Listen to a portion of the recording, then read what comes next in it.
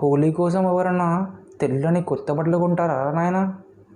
కొత్త బట్టలు కొనుక్కొని ఈ చెంపకింత ఆ చెంపకింత కలర్ పూసుకొని ఇక ఫోటోలు దిగి వాట్సాప్లో స్టేటస్లు, ఇన్స్టాగ్రామ్లో రీళ్ళు, స్నాప్చాట్లు పెట్టడం హోలీ కాదురా నాయన. మా కాలంలో అయితే 6 నెలల ముందే చినిగిపోయిన బట్టలు మంచిగా పక్కన పెట్టుకొని మా అమ్మ ఇచ్చి ఉండే. ఇక షర్టుకు మొత్తం బొక్కలే ఉండేదానికి. ఇక ప్యాంటు గురించి చెప్పొద్దు, ఇక ఘోరం ఉంటుంది అది.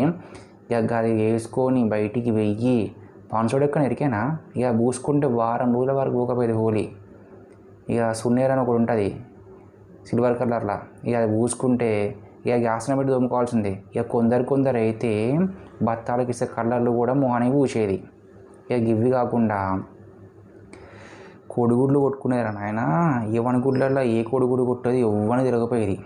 నలుగురు కలిసి ఎగబడి ఒక్కొక్కని కోడిగుడ్లు కొడితే ఇక తెలిసేదిరా నాయన, చచ్చిపోయేది ఒక్కొక్కడు. ఇక ఆ కళ్ళలు ఓనికి వారం రోజుల వరకు ఆ కళ్ళలు ఊకపోయేది. మా పీటీ సార్తో మాకు తన్నులు పడేది. ఇక అమ్మాయిలు అయితే ప్రీ ప్లాన్గా ఉండేరా నాయన. వారం రోజుల కాంచాలి జుట్టుకు నూనె పెట్టుకొని కలర్ పడితే తొందరగా ఓనికి ప్రీ ప్లాన్గా ఉండేది వాళ్ళు.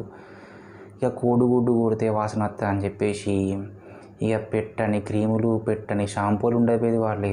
ఇక వాళ్ళ కథ వేరే ఉండేది. ఇక బాయ్స్ ఇక హోలీ అంటే కలర్తోనే కాదు మేము ఆడేది.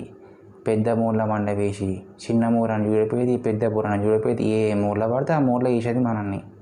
ఇక అట్లనే పెండ చూడిపోయేది, ఏం చూడిపోయేది, ఏది పడితే అది పూసేది. ఇక మా కాలంలో 90sలో ఆడిన హోలీ అంటేనే హోలీ. ఇక మీరు ఆడేకి చిన్న చిన్న కర్రలు పూసుకొని ఆడేది హోలీ కాదు. ఇక ఎనీవే హ్యాపీ హోలీ.